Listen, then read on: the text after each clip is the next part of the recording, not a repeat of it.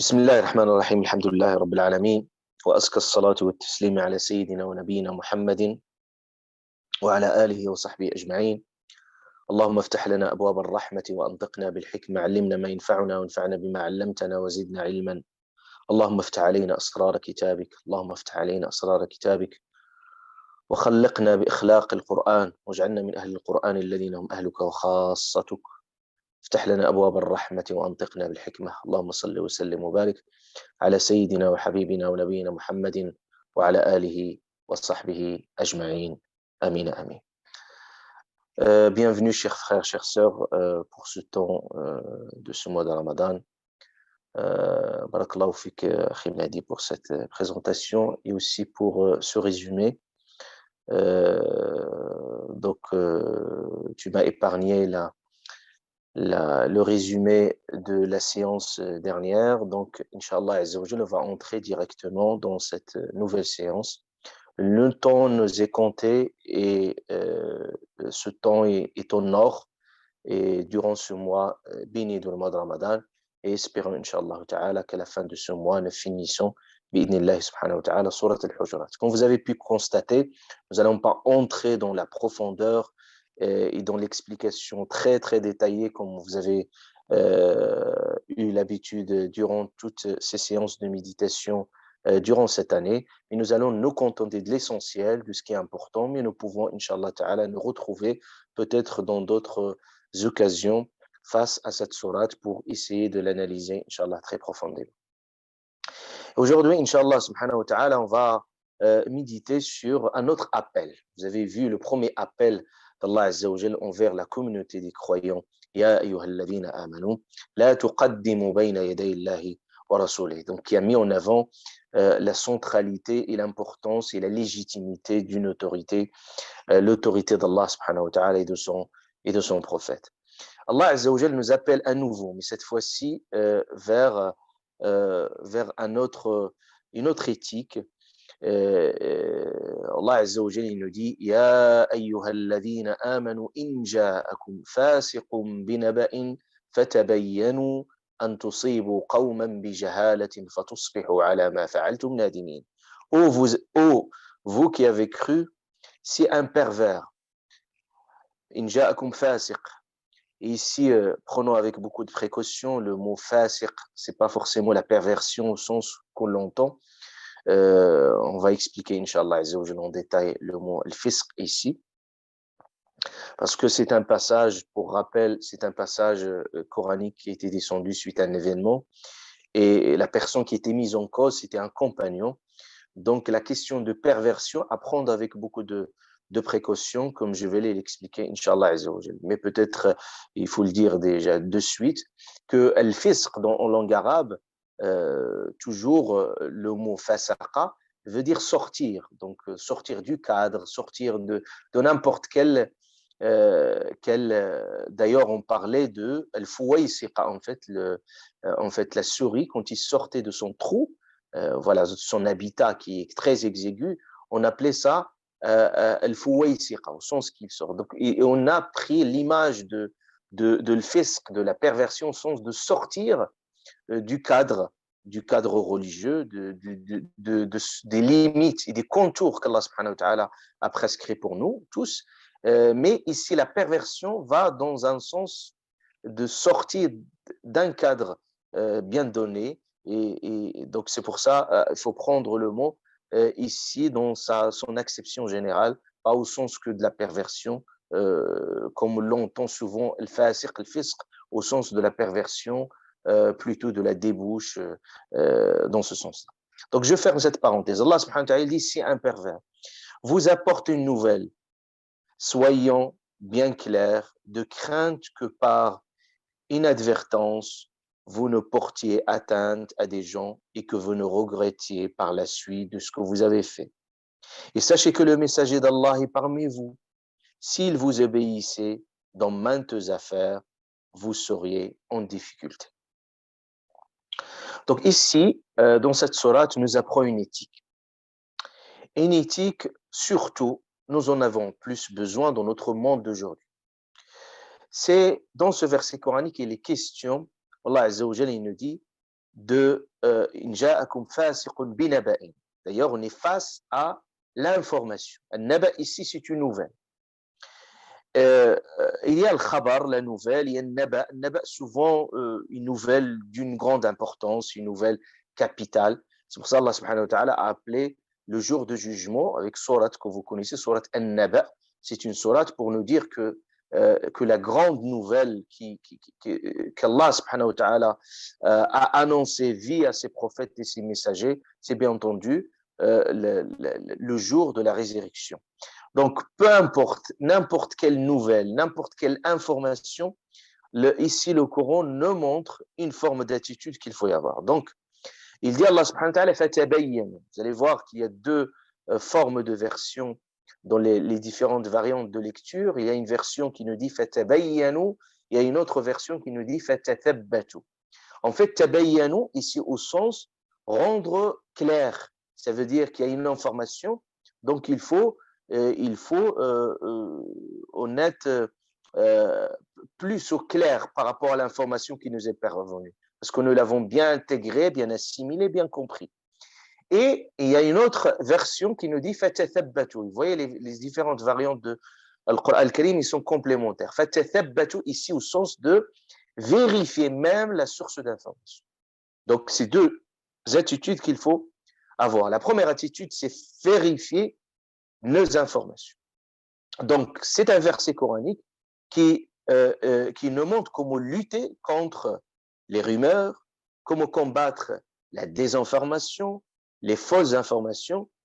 Pourquoi, au jour d'aujourd'hui, nous avons besoin de ce verset coranique? Parce que nous sommes face aux mass médias, donc l'information circule déjà en quantité, donc il y a beaucoup d'informations, nous sommes bombardés au quotidien par des informations diverses et variées, et l'information il circule très très très rapidement, alors qu'il faut absolument avoir une forme d'éthique, une forme d'attitude face à l'information qui nous parvient chaque jour. D'autant plus qu'on est face aux réseaux sociaux et parfois on partage l'information sans vérification, sans authentification de l'information, sans parler on est dans une époque également, il y a la propagande, il y a parfois le mensonge qui est véhiculé et que parfois on est à l'écoute systématique des informations qui nous parviennent. Donc ça, Allah Azza wa Jal, même dans l'écoute même de l'information qui est fausse, il nous dit, Allah Azza wa Jal dit, Samma'ouna lil kadhib. Il parlait même de certains qui sont à l'écoute systématique, même des fausses informations. C'est-à-dire, comment dirais-je, de celui qui invente des informations qui sont fausses. De rien, le Coran nous invite à une attitude même de ne pas être à l'écoute systématique de la propagande ou la désinformation. Pourquoi c'est central et c'est important? Pourquoi le Coran al-Karim insiste particulièrement sur cet aspect-là? Parce que, tout simplement, parfois, à travers l'information, à travers la nouvelle, il y a parfois des conflits qui peuvent naître. Colporter l'information sans vérification peut provoquer des conflits, même parfois peut déchirer des familles. Et le shaitan, comme on l'a dit à plusieurs reprises, inna shaitan yanzaru baynahum. Le shaitan aussi, il utilise ces informations qui sont véhiculées comme une matière pour pouvoir créer de la zizanie, pour pouvoir détruire les relations humaines et pour pouvoir aussi construire tout un scénario, tout un schéma, des fantasmes qui peuvent n'être rien qu'à travers une information qui n'est pas prise au sérieux, qui n'est pas authentifiée, qui n'est pas vérifiée. Donc, parfois, le mensonge, il fait le tour, c'est-à-dire du monde, et beaucoup de personnes véhiculent et partagent des informations alors qu'ils sont fausses.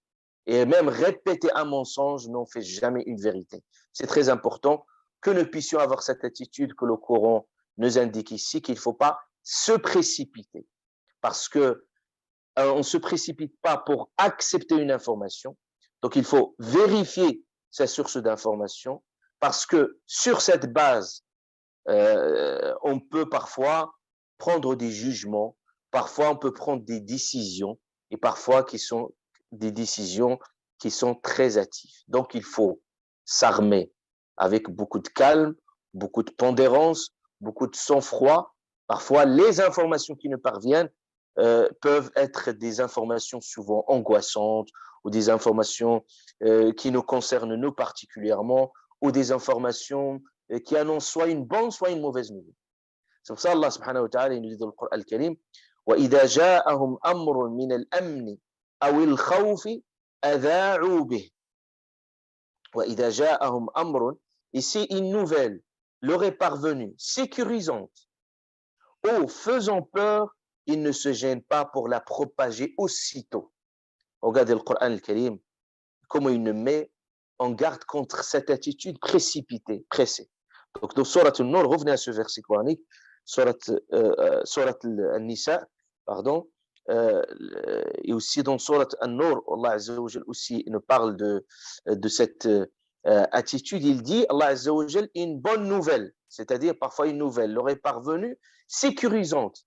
Parce que souvent, quand on entend une bonne nouvelle qui nous sécurise, on est parfois pressé pour la propager autour de nous. Parce que c'est tellement une bonne nouvelle, donc ce qui fait, c'est rassurant, donc on veut. Et si souvent vient le cas. Et parfois, en faisant, ou parfois, ou faisant peur, il dit Allah Azza wa Jalla. C'est-à-dire, souvent, les informations qui sont angoissantes, qui propagent des craintes, et souvent ça fait peur, ben, les gens ils ont tendance aussi à le véhiculer aussitôt. C'est pour ça Allah subhanahu wa ta'ala aussi, il nous dit ici qu'il faut faire attention par rapport surtout à ces nouvelles qui sont soit bonnes ou mauvaises, il faut absolument prendre le temps pour les trier. Qu'est-ce qu'il faut faire? Bien entendu, il faut être lucide. C'est ça le Coran dit. C'est qu'il faut être lucide. Lucide au sens qu'il faut rationaliser, réfléchir. Et parfois, il y a des gens qui propagent des informations qui ne prennent même pas le temps de faire une première analyse. Rien qu'une première analyse rationnelle. Vous avez, je ne dis même pas qu'il faut vérifier la source d'information. On va le voir, ça c'est une étape.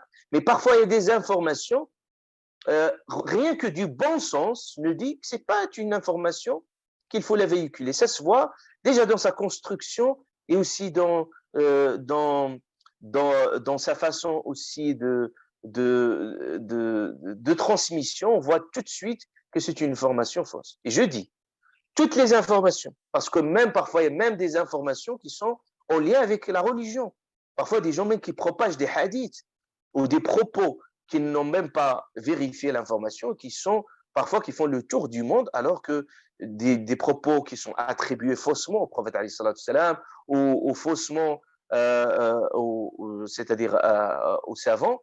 Donc ça, c'est très important que nous puissions, n'importe quelle information qui soit religieuse, qui soit médicale, qui soit politique, qui soit de n'importe quel ordre de santé, tout cela, c'est très important que nous puissions prendre le temps d'être plus lucide. Donc, être plus lucide, plus mesuré, plus vigilant. Plus vigilant. Toujours se dire que n'importe quelle information peut être fausse déjà, à la base, si il y a des éléments qui prêtent à ce que cette information ne serait pas une information très fiable. Et qu'est-ce qu'il faut faire par la suite? Il faut faire le tri. Il faut faire le tri, garder l'essentiel, faire preuve de discernement et vérifier notre source d'information, avoir toujours l'esprit critique, jauger avant de juger et toujours conformément à cet enseignement qu'Allah subhanahu wa ta'ala nous donne dans le Coran al-Karim. Donc il faut observer, analyser, relativiser et jamais avoir une position arrêtée, une position figée, toujours laissant la possibilité d'avoir plus d'explications, plus de compréhension, surtout par exemple si une information qui vous parvient de quelqu'un, peut-être qu'on se dit qu'il a dit quelque chose ou quelque chose qui vous concerne personnellement. Donc, il ne faut jamais se précipiter et il faut toujours vérifier l'information. S'il s'agit d'une information très importante, il faut se référer. On va voir que le Coran al-Karim nous invite ici de se référer. Et d'ailleurs, parce que ça concerne la religion, Allah subhanahu wa ta'ala il dit, et s'ils s'étaient référés aux prophètes et aux gens du savoir, ils auraient su l'extraire de la source. Regardez Surat Nisa. Allah subhanahu wa ta'ala, quand il parlait si une mauvaise nouvelle leur est parvenue ou faisant peur, il ne se gêne pas pour la propager aussitôt et il ne donne le remède. Il dit, s'ils étaient référés aux prophètes et aux gens du savoir, ils auraient su l'extraire de la source. Ça veut dire qu'il faut avoir un référentiel. S'il s'agit d'une information médicale, il faut se référer aux médecins, aux experts. Je veux avoir la certitude que c'est bien vrai, cette information, au lieu de la propager, et parce que vous construisez une opinion ou une information de n'importe quel domaine. Donc, il faut se référer à ces experts, se référer aux personnes compétentes dans tous les domaines, qu'ils soient religieux, politiques, sociaux. Allah Azza wa Jalla dit فَاسْأَلُوا أَهْلَ الذِّكْرِ إِن كُنتُمْ لَا تَعْلَمُونَ.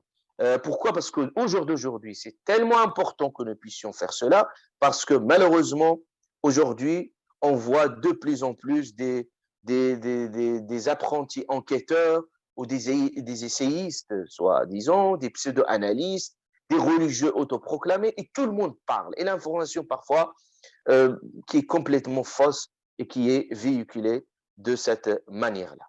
Et on a dans notre religion, dans notre héritage religieux, une tradition très, très importante, très capitale. Ne l'oublions pas jamais, que nous sommes aussi, on a une tradition, un héritage religieux très sophistiqué de l'authentification et de la vérification de l'information.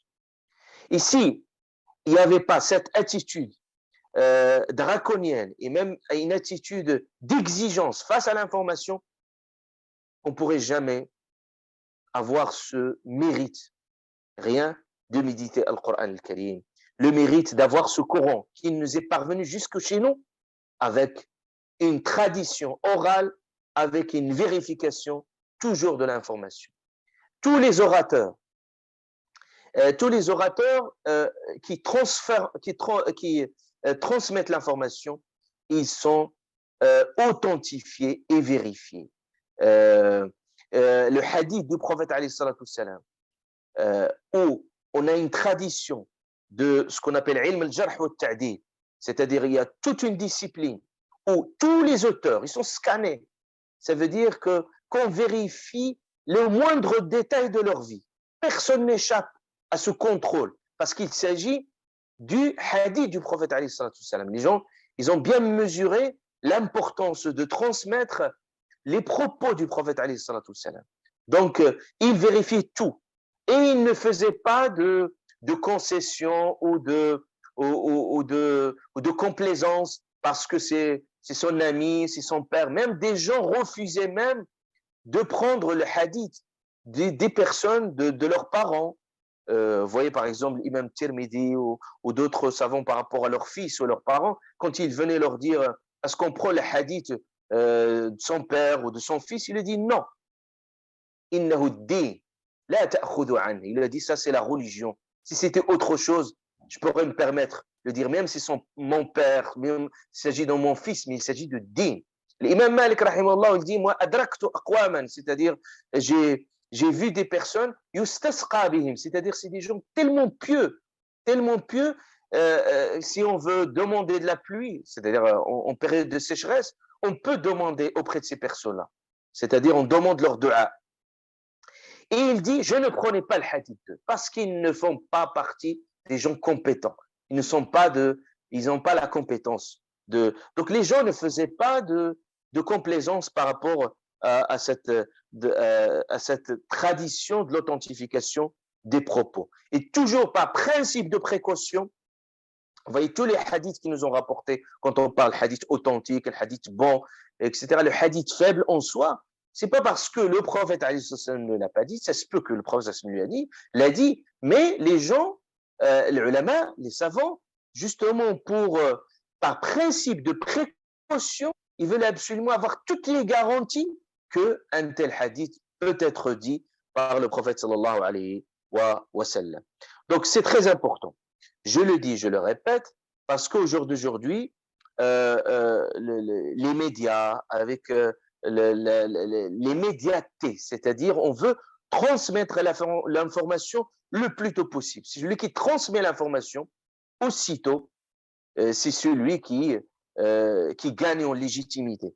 Donc, euh, donc, on a une forme de gestion de la communication et parfois, il y a des conséquences. Il y a des conséquences. N'importe quelle information, et on doit, au-delà de la vérification, de l'authentification de l'information, même si je sais que cette information, elle est fiable, ça c'est une première étape. La deuxième étape, c'est de se dire quelles sont les conséquences quand on transmet cette information. Est-ce qu'il a des conséquences sur les individus, sur les sociétés? Donc ça, c'est très important parce que une information, même s'il est fiable parfois, peut déstabiliser des sociétés, parfois peut détruire des relations, et d'autant plus qu'au jour d'aujourd'hui, on peut manipuler tout. On peut manipuler l'image, on peut associer, les médias, ils sont associés à l'image. Parfois, combien de fois des images de guerre qui sont très anciennes et qu'on peut les attribuer, on peut les instrumentaliser et on peut les utiliser à des fins politiques, idéologiques. Et combien des propos des gens qui sont décontextualisés, c'est-à-dire le propos, il a du sens dans une interview, dans un contexte bien donné, et on reprend juste la phrase qui nous arrange, et après on commence à le comporter, et on se permet de salir l'image de ces personnes-là. Allah Ta'ala dit « In ja'akum fasiqun » « In ja'akum » si. Et ici, le si, in ja'akum, ça dénote une forme de doute, de conjoncture, c'est-à-dire supposant. C'est comme Allah subhanahu wa ta'ala nous dit, en principe, l'attitude du croyant doit être une attitude de clairvoyance, de lucidité, et qui ne doit pas se précipiter pour véhiculer des informations qui sont fausses. Toujours, il vérifie ses sources d'informations. Il dit, supposons, in ja'akum fasiqun binaba'in fatabayyanu, c'est-à-dire qu'il n'y a pas de jugement hâtif, pas de précipitation dans l'analyse, donc on se base que sur les faits, et on vérifie tout cela. Regardez Al-Hudhud, quand il est venu chez Sulaiman alayhi salam, il lui a donné cette information qui est très importante. Et il lui a dit Inni ji'tuka min saba'in binaba'in yaqin. Il lui a dit je suis venu parce qu'il n'est pas venu au rendez-vous, et il y avait, c'est-à-dire Sulaiman alayhi salam, avec tout le pouvoir qu'Allah subhanahu wa ta'ala, tout le royaume qu'il lui a donné, donc ce qui fait vous imaginez les humains, les djinns, les oiseaux, les animaux, tous ils sont présents sauf les hudhud. Donc Sulaiman il se dit il est où? On le trouve plus. Et puis il est venu le hudhud mais avec son excuse, il n'était pas au rendez-vous. Et Sayyidina Sulaiman alayhi salam, il était exigeant. Parce que l'exigence est tellement importante pour pouvoir faire fonctionner une société. Et c'était important qu'il mette des règles et que celui qui transgresse ces règles-là, il serait d'une façon ou d'une autre averti. Et il a même annoncé qu'il serait puni pour quand on ne le voit pas. Et puis le hudhud, il vient avec son excuse. Il dit Inni ji'tuk min saba'in. Je viens il était chez la reine de Saba. Ji'tuka min Saba. Je suis venu de Saba. Binaba'in yaqin. Je suis venu avec une information. Regardez, naba. Naba'in yaqin, c'est-à-dire avec beaucoup de certitude, c'est-à-dire sûr. Une information fiable et sûre. Regardez déjà ici que face à Sulaiman alayhi salam, il ne peut pas se permettre de dire n'importe quoi et annoncer n'importe quelle information. Donc, il met en avant que c'est une information qui est sûre. Il lui a dit, j'ai vu par mes propres yeux. Il a dit, j'ai vu une femme, et puis je les ai vus en train c'est-à-dire d'adorer, de se prosterner devant le soleil. Et regardez l'attitude de l'hudhud, qui était une attitude très correcte, et que le hudhud lui a dit, ce n'est pas possible de laisser ces gens-là adorer d'autres choses en dehors d'Allah subhanahu wa ta'ala, et qui même il regrettait cette attitude, il regrettait ce qu'il a pu observer. Mais Sulaiman alayhi salam, Il ne s'est pas précipité pour lui dire « t'as raison, parce que tu m'as dit que c'est sûr, t'as raison ». Il lui a dit « Qala sanandur » regardez Sulayman, il lui a dit « Qala sanandur » on va voir. « Asadaqt am kunta min al-kadhibin » on va voir, est-ce que tu as dit, est-ce que tu es véridique, tu as dit la vérité, ou est-ce que tu es au nombre des gens, des menteurs. Il a dit, idhab bi kitabi. Maintenant, prends cette lettre et transmets-la. Donc, pour vérifier, est-ce que c'est vraiment réel. Donc, cette attitude de Sayyidina Sulayman, alayhi salam, il nous montre qu'il ne faut jamais se précipiter, qu'il faut toujours prendre son temps. Son temps. Et Allah Azza wa Jalla dit in ja'akum fasiqun binaba. Ici Allah Ta'ala parle naba, nouvelle. Et ici il est indéfini. Indéfini est toujours quand quelque chose d'indéfini en langue arabe, c'est pour généraliser. Ça veut dire que l'information ici, n'importe quel type d'information. Ça veut dire que ça ne concerne pas une information particulière. Et vous voyez que, parce que c'est très important aussi, vous compreniez le contexte de la descente, même si on n'a pas le temps de ce verset coranique, en fait, il y avait une tribu qui ont venu chez le prophète alayhi salatu salam pour annoncer leur islam et en même temps, ils se sont engagés à donner leur zakat, c'est-à-dire à faire la prière, bien entendu, à donner leur zakat au prophète alayhi salam. Le prophète, il s'est mis d'accord avec eux, il leur a dit, ok, donc à chaque année, je vais envoyer un messager, un missionnaire, et qui va se charger de récupérer cet argent, de vous zakat. Donc, ce qui fait, l'année qui va venir, le leader de cette tribu, il n'a pas vu aucun missionnaire. Et au bout d'un moment, il se posait énormément de questions.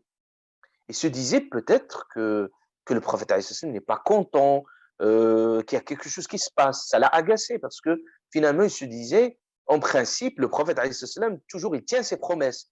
Et si aucun messager n'est arrivé, c'est quelque chose qui s'est passé. Le prophète se posait également les mêmes questions. Il a envoyé un missionnaire et quand il est revenu, le prophète il se disait, ce n'est pas possible. Le missionnaire, il est revenu chez le prophète c'était un compagnon. Il a dit à Rasulullah, je suis allé chez ces personnes-là et ils ne voulaient pas donner la zakat. Pourquoi ce compagnon, il a menti? En fait, quand il est parti dans son chemin, Shaitan a commencé à lui a insufflé des pensées. Il lui a dit, bah, écoute, il se peut, si tu ailles dans cette tribu qui vont te faire du mal, etc. Il commence à imaginer des scénarios. Donc, ce qu'il fait, souvent, parfois pour se protéger, on ment. Donc, il est revenu et pour pouvoir se protéger, il a dit au prophète alayhi salam, je suis allé, ils ne veulent plus donner leurs zakat. Bah, le prophète alayhi salam a envoyé quelqu'un pour que ce chef leader de tribu, il arrive chez le prophète. Quand ce missionnaire il est arrivé, il lui a dit, vous n'avez pas donné vos zakats. Et puis, cette personne, il se justifie, il a dit, moi, j'ai rien vu, il n'y a aucune personne qui est arrivée, et je me suis inquiété. Et puis, la personne, le leader, il vient chez le prophète, et le prophète lui a dit, pourquoi vous n'avez pas donné votre zakat, et pour autant, j'ai envoyé mon messager. Et cette personne, le leader, se justifie, il dit, Rasulallah, moi, j'ai rien vu, personne n'est venu ne dire quoi que ce soit, et même moi, je me suis inquiété, je me suis dit, pourquoi le prophète n'a pas envoyé son messager. Et puis, qui croire? Et dans ce cas-là, Allah Ta'ala descend ce verset coranique. Il dit, Ya ayyuhalladhina amanu, in ja'akum fasiqun binaba'in, fatabayyanu. Donc, pour nous dire, l'attitude qu'il faut avoir, c'est qu'il faut vérifier nos sources d'information.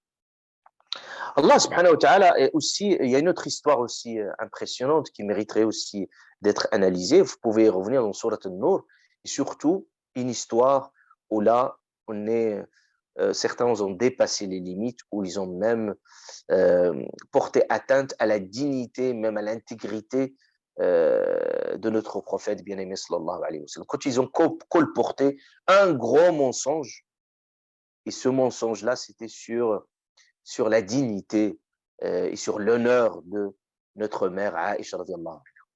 Et puis, les gens ils colportaient des informations. Vous voyez les rumeurs. Donc, ça circule des rumeurs et les gens disent des propos qui sont infondés. Et Allah subhanahu wa ta'ala, par la suite, va innocenter Aïcha radiallahu anha de ces propos qui lui sont attribués. Et le prophète, il était dans une situation très compliquée, difficile. Comment faire face, surtout quand vous êtes l'objet de certaines formes de rumeurs, de désinformation à votre égard. Là, ça nous montre aussi l'attitude qu'il faut y avoir dans ces conditions-là.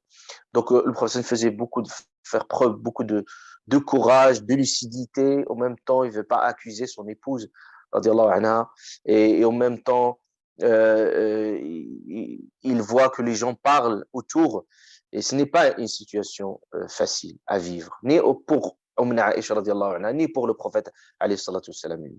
Et ce qui est important, c'est que Allah subhanahu wa ta'ala va bien entendu descendre des versets qui sont très, très, très virulents, qui montrent que c'est des choses graves qui se sont passées et que les gens se sont permis tout de même de colporter ces fausses informations, c'est des pures inventions sur notre Aïcha radiallahu anha. Il parlait de la gravité de cet acte, que les gens l'ont banalisé. Allah subhanahu wa ta'ala dit « Tahsibunahu hayyinan wa huwa inda Allahi azim » c'est-à-dire vous le considérez comme banal, comme rien, vous le minorez, alors qu'auprès d'Allah subhanahu wa ta'ala, il est azim, il est énorme. Bon, ce qui nous importe, c'est qu'un passage, Allah subhanahu wa ta'ala, et il qualifie l'attitude des gens-là. Qu'est-ce qu'il dit? Il dit, إِذْ تَلَقَّوْنَهُ بِأَلْسِنَتِكُمْ وَتَقُولُونَ بِأَفْوَاهِكُمْ مَا لَيْسَ لَكُمْ بِهِ. Il dit, إِذْ تَلَقَّوْنَهُ, vous le recevez, c'est-à-dire l'information qui vous est parvenue, vous l'avez reçue. Comment? Il dit Allah subhanahu wa ta'ala, bi-al-sinatikum. Vous le recevez par vos langues. En principe, on reçoit l'information par l'oreille. On parle du bouche à oreille. Mais Allah subhanahu wa ta'ala, il dit par vos bouches. C'est comme Allah azza wa jalla, il dit, l'expression coranique, il est forte. Il dit, vous le recevez par vos bouches. On ne reçoit pas l'information par la bouche, on la reçoit de l'oreille. C'est pour nous dire l'attitude précipitée des gens-là, c'est-à-dire ils n'ont même pas le temps de filtrer l'information, même de l'écouter tout de suite de la bouche vers la bouche. Pas bouche à oreille, bouche à bouche. C'est-à-dire, il n'y a même pas le temps entre la réception et la transmission de l'information. En tout cas, des gens juste aujourd'hui partagent. Je ne verrai même pas. Et j'adapte même pas l'information, ce qu'il est adapté à cette personne-là ou non. Donc Allah Azza wa Jal, il signe fatabayyan. Donc ces rumeurs, ils sont nocives. Et souvent, ces informations, ils sont inexactes. Et souvent, l'information, il se déforme, il se modifie. Prenez un exemple qui est une expérience très intéressante sur la fabrique des rumeurs que les psychologues ils ont étudiées. C'est que, prenez par exemple une histoire, vous racontez quelqu'un. Et puis, cette même personne qui raconte cette histoire à une autre personne. Et cette même personne qui raconte cette histoire à cette personne. Et à la fin, vous me dites qu'est-ce qui se passe. Donc, ces psychologues qui ont fait beaucoup de recherches dans ce domaine-là, c'est-à-dire au niveau de la vérification des informations, on voit premièrement, c'est que l'information se réduit. C'est-à-dire, il y a certains détails qui se réduisent. C'est-à-dire, il y a une perte complètement de l'information au bout du troisième. Jusqu'au troisième personne, on perd pratiquement, on perd 20%. Il ne reste que 20% de l'information, 35%. Jusqu'à la fin, on arrive jusqu'à 20%. Et premièrement, on assiste à un phénomène de réduction de l'information et une accentuation donc, par effet de compensation. Parce que surtout quand on n'a pas beaucoup d'informations sur un sujet donné, qu'est-ce qu'on fait? Ben, on réduit certains détails parce que c'est pas important pour nous, ça ne parle pas. Et puis, on accentue d'autres détails qui sont peut-être pas importantes. Vous voyez quelqu'un qui peut raconter une histoire, ben, il met en avant, il accentue certains détails, et il réduit d'autres détails en fonction de ce qu'on appelle l'assimilation. Ça veut dire qu'en fonction de la personne en soi, qu'est-ce qui est important pour lui? Ce qui est important pour lui, il l'accentue, ce qui ne l'est pas, il le réduit. Et donc, la formation, il perd complètement de son, de son essence. Donc, ça peut être cette information peut se déformer, se modifier. C'est pour ça l'ulama, tu sais, quand l'ulama, il disait, Ma afatul akhbar illa ruwatuha. Il disait, en fait, la grande problématique de l'information, c'est les relais d'information. Ruwat, c'est les orateurs, ici au sens à l'époque, les orateurs, c'est-à-dire les relais d'information, c'est-à-dire les canaux d'information. C'est ça le problème. Le problème, il est là. Donc, quelqu'un qui transmet une information, c'est quelqu'un, il a déjà une idée, il a déjà un but et qui transmet l'information dans le sens de ce qu'il veut lui. Donc, le fait d'avoir ce regard, cette distanciation émotionnelle par rapport à l'information en soi, c'est très important. Surtout, je dis, les informations qui concernent les personnes, qui concernent les groupes, Allah Ta'ala dit ici, Allah Ta'ala a parlé des individus, ça peut toucher une personne dans sa réputation, ça peut être nuisible pour son image. Et beaucoup aujourd'hui, il n'y a même pas d'innocence, présomption, ce qu'on appelle d'innocence, qui est un principe. Mais aujourd'hui, on peut salir l'image de quelqu'un, rien qu'une information. Au bout d'un moment, on peut la colporter et puis voilà, on peut salir sans vérifier. C'est-à-dire, on fait parfois des procès médiatiques pour des personnes. C'est-à-dire, au-delà de ça, c'est important. Et aussi, Allah Azza wa Jalla dit, qawman bijahal, c'est-à-dire parfois, ça concerne des groupes,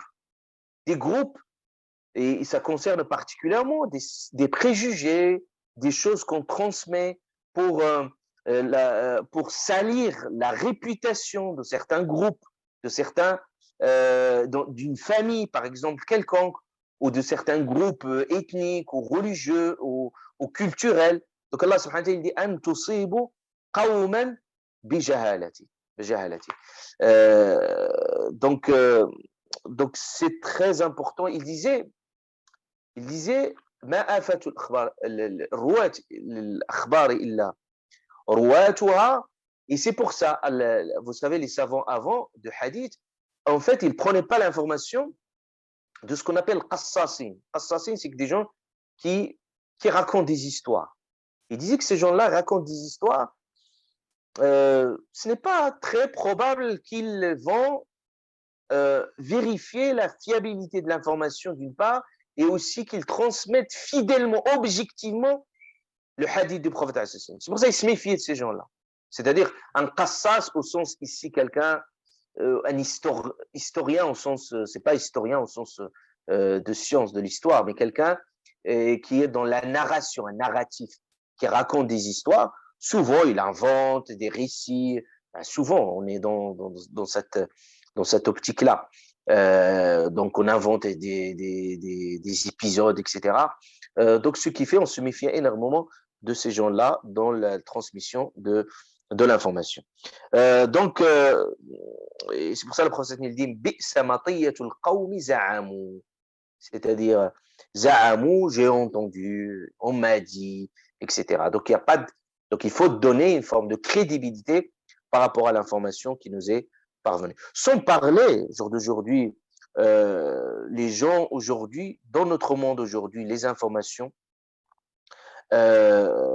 parfois, les gens se réfugient dans l'irrationnel. Parce que parfois, pour donner une explication à notre monde, vous voyez aujourd'hui toute forme d'information qui circule autour des théories complotistes ou des gens qui inventent des histoires, qui voient le mal partout. Donc ces mécanismes psychologiques de rationalisation du monde, ils sont complètement connus. Donc, vous voyez par exemple, à n'importe surtout quand nous vivons dans des périodes de troubles ou de difficultés, où là, il faut s'armer beaucoup de silence. Le silence est un arme dans ces périodes-là. Parce que n'importe quel propos que vous tenez, n'importe quelle information que vous pouvez propager, ça prend une dimension très importante et ça peut faire beaucoup de dégâts. Donc parfois le silence est un arme. Laissons les choses, parce qu'on n'a pas le temps, on analyse les informations à chaud, on n'a pas le temps de prendre de recul. Des périodes de guerre, des périodes également de troubles, ou parfois des informations qui sont véhiculées. Et ça, c'est des attitudes qu'il faut les prendre avec beaucoup de précaution. Donc, Inch'Allah ta'ala, donc je finis avec le verset coranique. Allah subhanahu wa ta'ala dit An tusibu qawman bi jahalati. Voilà ce qu'il nous dit Allah subhanahu wa ta'ala. Il a dit regardez les conséquences de transmettre l'information sans vérifier, de façon pressée. C'est quoi les conséquences? Il dit vous ne portez atteinte à des gens, c'est-à-dire vous allez porter atteinte. C'est des préjudices moraux pour ces personnes-là. Vous avez sali leur image. Vous ne regrettez par la suite que ce que vous avez fait. À la fin, j'ai dit des choses, alors que tout est faux et que vous avez inventé des choses sur cette personne. Vous allez regretter cette attitude-là. Certainement, vous allez regretter. Mais est-ce que vous allez restaurer l'image de l'autre? C'est trop tard. Ça va être trop tard. C'est comme une flèche. Quand il sort, il est sorti déjà de sa cible. La même chose, la parole. Donc, c'est très important que nous puissions développer cette culture face à l'information. Et à la fin, Allah subhanahu wa ta'ala, il dit وَاعْلَمُوا أَنَّ فِيكُمْ رَسُولَ اللَّهِ. Et sachez que le messager d'Allah est parmi vous. Et pourquoi Allah subhanahu wa ta'ala insiste le messager? Pour vous dire, quand il y a des périodes de troubles et quand on ne sait pas ce qu'il faut faire, comment il faut agir, il faut toujours avoir un point de référentiel. Comme ça, ne pas se perdre. Il n'y a pas de référentiel, c'est une perte complète. Donc, il faut avoir un référentiel. Donc, c'est ici le prophète, alayhi salatu wassalam. C'est votre guide spirituel. Et quand vous êtes dans le doute, dans le flou, dans l'ambiguïté, allez vers ces personnes-là qui vous donnent plus de clarté et qui vous rayonnent votre vie. Toujours avoir des personnes de confiance, des personnes qui sont des formes de refuge et des personnes qui sont une forme de délivrance. Ils vous délivrent quand tout le monde est perdu, tout le monde ne sait pas quoi faire, ne sait pas quoi dire. Dans des périodes de trouble, vous trouvez ces personnes-là qui sont une forme de lumière. Ça vous éclaire, ça vous montre ce qu'Allah subhanahu wa ta'ala aura donné, cette lumière, cette sagesse. Allah azza wa jalla dit, sachez wa'lamu anna fikum rasulallah. لو يطيعكم في كثير من الأمر لعنتم. C'est-à-dire le prophète alayhi salam, voyez, il dit, s'il obéissait aux gens dans maintes affaires, vous seriez en difficulté. C'est-à-dire que le prophète sallam, il avait un regard clairvoyant. Il voyait les choses. Parfois, quelqu'un, il vous demande quelque chose. Il vous dit, non, ne le faites pas. Éloignez-vous de ça. Et vous êtes tellement attaché à cette chose-là. Vous ne voyez pas plus que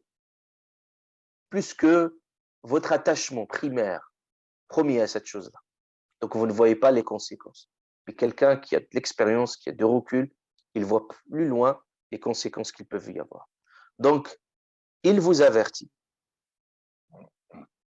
Il dit Allah Azza wa Jal, si le prophète Azza wa Jal, s'il vous obéissait, s'il vous laisse faire, s'il cède à toutes vos passions, ce que vous voulez, vous seriez en difficulté. C'est-à-dire, si le prophète vous interdit des choses, il vous dit, ne faites pas ceci, faites plutôt cela, optez pour ça, pour ce choix, pas pour un autre choix, c'est parce qu'il sait que c'est un bien pour vous et vous ne le regretterez jamais. C'est-à-dire, pour vous la facilité. Alors que vous le considérez comme une forme de difficulté parce que vous voyez juste, la réalisation de vos rêves aussitôt et de vos désirs, alors que le prophète voyait encore plus loin. La anittum. Alors que le prophète Allah Azza wa Jal, il a qualifié notre prophète bien-aimé sallallahu alayhi wa sallam, il dit Azizun alayhi ma anittum. C'est-à-dire le prophète sallallahu alayhi wa sallam n'aimait jamais mettre les gens dans la difficulté, dans la gêne. Il veut bien entendu leur leur bien-être. Donc j'arrive à 20h comme prévu, Inch'Allah Ta'ala, pour cette séance. Et on verra, Inch'Allah Ta'ala, la prochaine fois, et notre éthique, Inch'Allah, toujours en compagnie de cette sourate, sourate al-Akhlaq. سبحانك اللهم وبحمدك نشهد ان لا اله الا انت نستغفرك ونتوب اليك. السلام على المرسلين الحمد لله. انا القران يسري في شراييني ووجداني انا نبت بحفاظ جليل القدر والشان لهم نور يعانقهم يضاهي شمس أزماني